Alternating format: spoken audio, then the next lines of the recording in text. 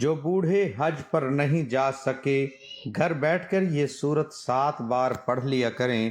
حضرت محمد صلی اللہ علیہ وسلم نے فرمایا 7 بار حج کرنے سے زیادہ ثواب ملے گا اور زندگی بھر کے تمام گناہ مٹ جائیں گے۔ محترم ناظرین، جو بوڑھے حج پر نہیں جا سکے تو گھر بیٹھ کر اس صورت کی آیت 7 مرتبہ پڑھ لیا کریں۔ نبی کریم صلی اللہ علیہ وسلم نے فرمایا بار بار حج کرنے سے زیادہ ثواب ملے گا اور زندگی بھر کے تمام گناہ معاف ہو جائیں گے۔ جس شخص نے بڑھاپے میں یہ صورت کی آیت 7 مرتبہ پڑھ لی تو اللہ تبارک و تعالیٰ اس کے سارے گناہ معاف کر دیتا ہے اور جنت بھی اس شخص کا انتظار کرتی ہے۔ حضور اکرم صلی اللہ علیہ وسلم کے پاس ایک بوڑھا شخص آیا اور عرض کیا کہ یا رسول اللہ صلی اللہ علیہ وسلم، میری عمر ڈھل چکی ہے، گناہوں کا بوجھ ہے، اللہ سے معافی مانگتا ہوں مگر دل خوف زدہ ہے۔ آپ صلی اللہ علیہ وسلم نے فرمایا یہ آیت 7 مرتبہ پڑھو، اللہ تعالیٰ تمہارے سارے گناہوں کو معاف کر دے گا، تمہارے دل پر سکینت نازل فرمائے گا۔ وہ بوڑھا شخص خوشی سے نعرہ تکبیر بلند کرتا ہوا مسجد سے باہر نکلا اور صلی اللہ علیہ وسلم نے فرمایا اگر یہ آیت پڑھتا رہے تو یہ جنت میں داخل ہوگا۔ ناظرین اکرام، نبی کریم صلی اللہ علیہ وسلم حضرت جبرائیل علیہ السلام کے ساتھ ایک ایسے روحانی سفر پر روانہ ہوئے جو کہ نہ زمین کا تھا اور نہ آسمان کا۔ وہ ایک عالم نور تھا جہاں نہ وقت کا گزر تھا نہ فاصلوں کی حدیں۔ نبی کریم صلی اللہ علیہ وسلم کے چہرے انور سے اس نورانی جہاں میں ایسی روشنی پھیل رہی تھی کہ جس طرف نگاہ جاتی وہ منظر مسجد میں گر جاتا۔ جبرائیل علیہ السلام ہاتھ باندھے ادب سے آگے چل رہے تھے اور نبی کریم صلی اللہ علیہ وسلم کے قدموں کے نشان ہر ذرے کو ایسا شرف عطا کر رہے تھے کہ گویا اس پر جنت واجب ہو چکی ہو۔ چلتے چلتے نبی کریم صلی اللہ علیہ وسلم نے ایک عجیب منظر دیکھا کہ سامنے اونٹوں کی ایک طویل قطار کھڑی تھی اور ہر اونٹ کے اوپر ایک صندوق رکھا ہوا تھا اور ہر صندوق پر قفل لگا ہوا تھا۔ حضرت جبرائیل علیہ السلام نے عرض کیا یا رسول اللہ صلی اللہ علیہ وسلم، یہ وہ راز ہے جو کہ قیامت تک بند رہیں گے، لیکن آپ کے حکم سے سب کچھ کھولا جا سکتا ہے۔ نبی کریم صلی اللہ علیہ وسلم نے فرمایا کہ اے جبرائیل، ان صندوقوں کو کھولو تاکہ ہمیں ان کے اسرار دکھائے جائیں۔ حضرت جبرائیل علیہ السلام نے آسمان کی طرف دیکھا اور پھر عاجزی سے بسم اللہ الرحمن الرحیم پڑھ کر پہلے صندوق کو کھولا۔ صندوق کھلتے ہی روشنی کا ایک سیلاب باہر نکلا اور اس میں ہزاروں انڈے تھے۔ ہر انڈے کے اندر ایک چھوٹا سا ذرہ تھا اور ہر ذرے میں خشخاش کا ایک دانہ تھا۔ نبی کریم صلی اللہ علیہ وسلم نے اس خشخاش کے دانے کو دیکھا تو فرمایا جبرائیل، یہ کیا ہے؟ حضرت جبرائیل علیہ السلام نے عرض کیا یا رسول اللہ صلی اللہ علیہ وسلم، یہ کائنات کا وہ راز ہے جو انسان کی عقل سے بہت بلند ہے۔ جب انہوں نے اس خشخاش کے دانے کو کھولا تو اندر ایک جہاں آباد تھا۔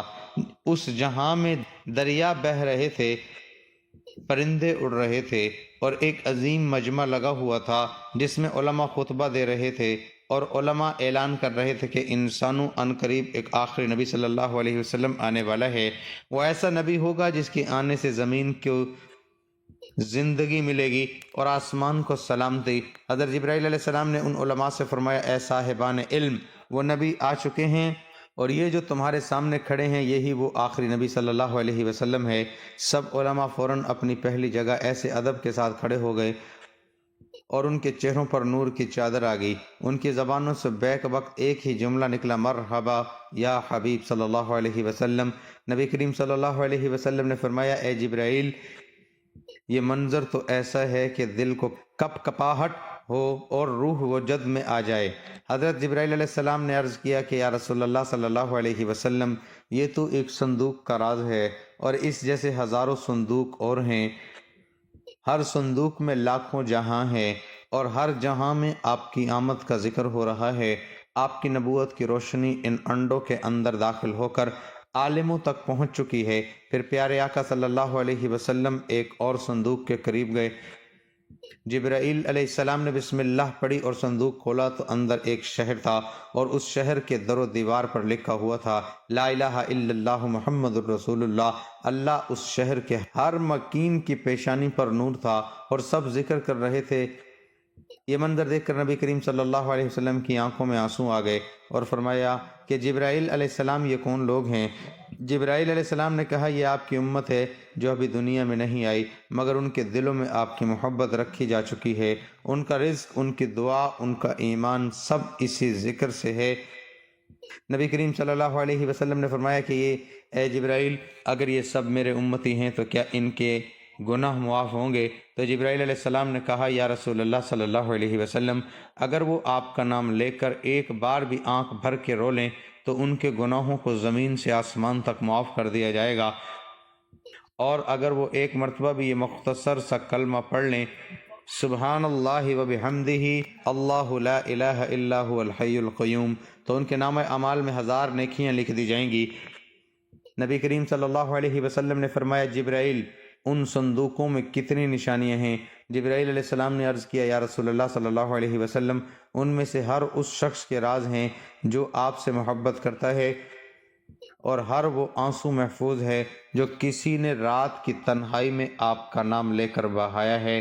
ناظرین اکرام، جان لیجئے کہ اللہ تبارک و تعالیٰ فرماتا ہے کہ اے ابن آدم، ہم نے تجھے مٹی سے پیدا کیا اور مٹی میں ہی لوٹا دیں گے، مگر اس درمیانی سفر میں تجھے عقل دی، شعور دیا، اعضاء دیے، دل دیا، آنکھ دی، کان دیے، زبان دی، اور سب سے بڑی نعمت یہ دی کہ تجھے ہم نے اپنے بندوں میں چن لیا اور تجھ سے کہا کہ دیکھ یہ زندگی کھیل تماشا نہیں ہے، ہم نے تیری زندگی کہ ہر مرحلے کو نشاندہی کے ساتھ بنایا۔ جب تو رحم نطفہ تھا تو ہم نے تیری تخلیق شروع کی، پھر گوشت کا لوتھڑا، پھر اس میں روح پھونکی، اور جب تو پیدا ہوا تو والدین کی گود میں خوشی کا محور بنا، دودھ پیا، غذا کھائی، پھر کھیل کود میں مشغول ہوا، پھر جوانی آئی جسے سجین کہا گیا، پھر داڑھی نکلی اور تو غلام کہلایا،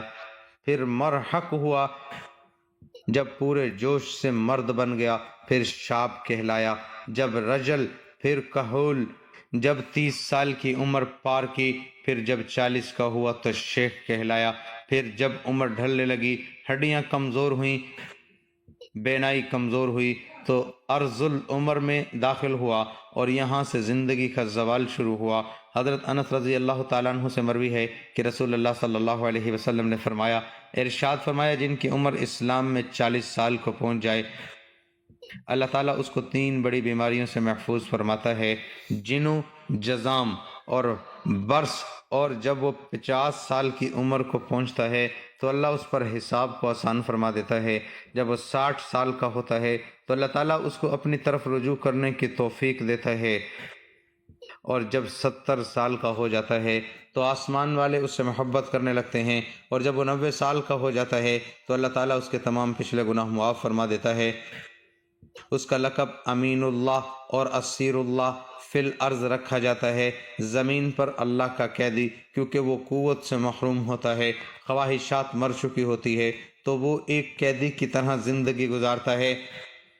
حضرت ابو بکر صدیق رضی اللہ تعالیٰ عنہ سے روایت ہے، آپ رضی اللہ تعالیٰ عنہ نے فرمایا کہ نبی کریم صلی اللہ علیہ وسلم کے پاس ایک شخص حاضر ہوا اور پوچھا کہ یا رسول اللہ صلی اللہ علیہ وسلم، سب سے بہترین شخص کون ہے؟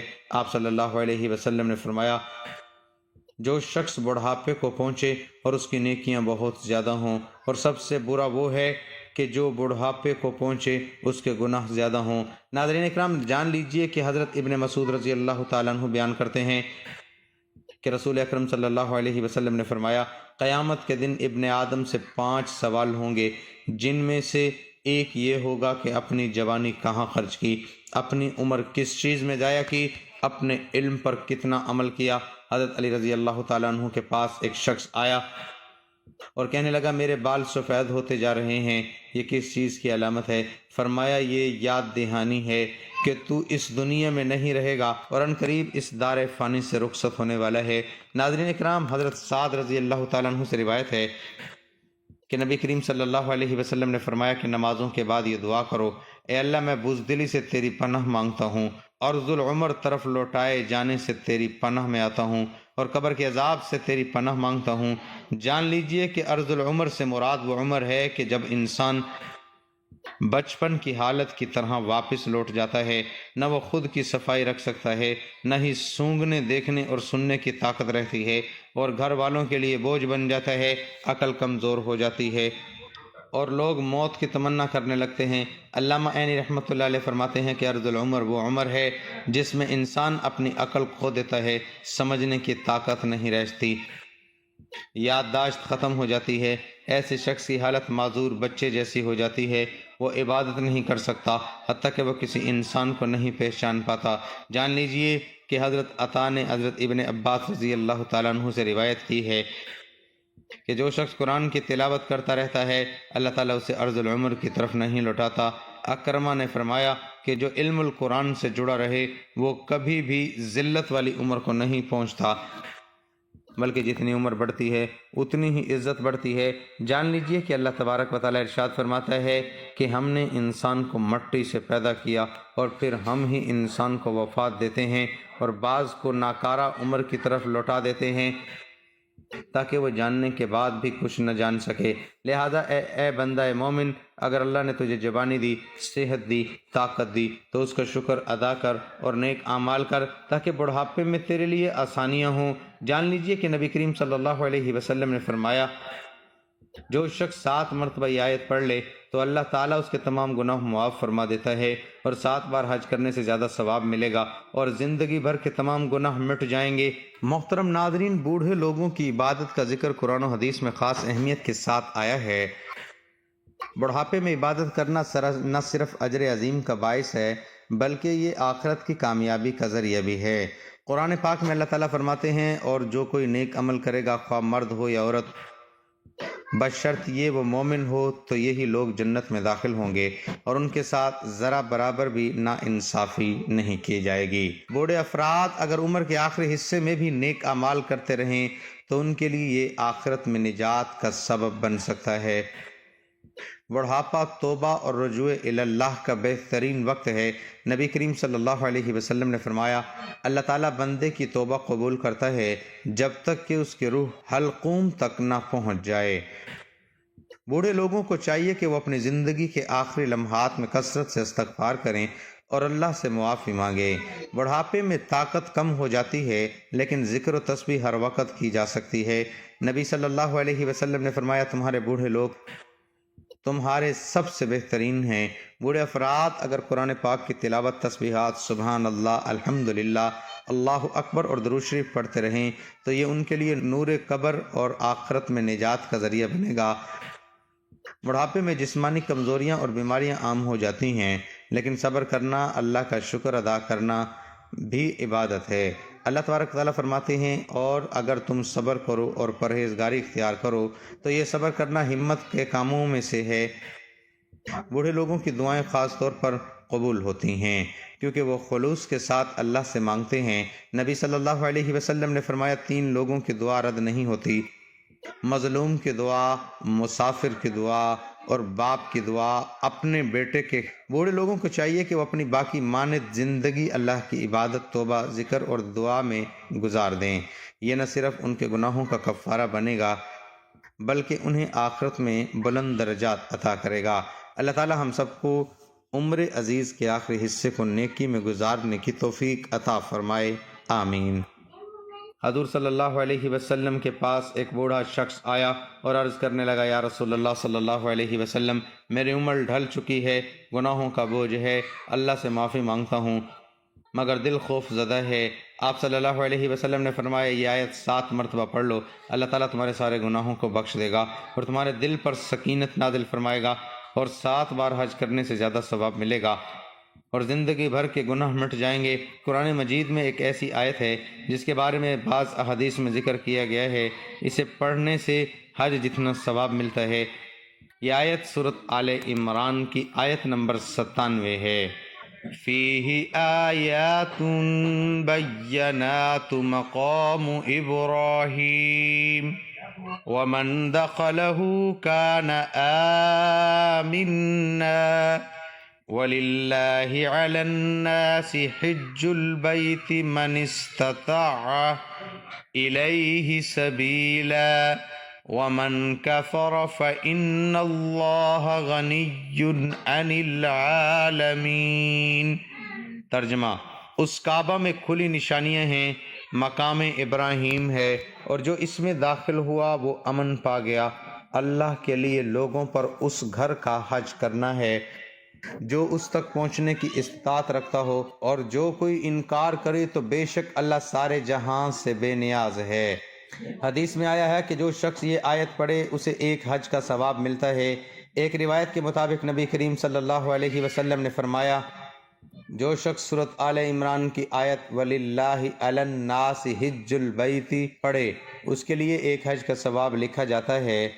یہ فضیلت ثواب کے اعتبار سے ہے، یعنی یہ آیت پڑھنے سے حج کے برابر ثواب ملتا ہے، لیکن یہ حج کے فرض ہونے کی جگہ نہیں لے سکتی۔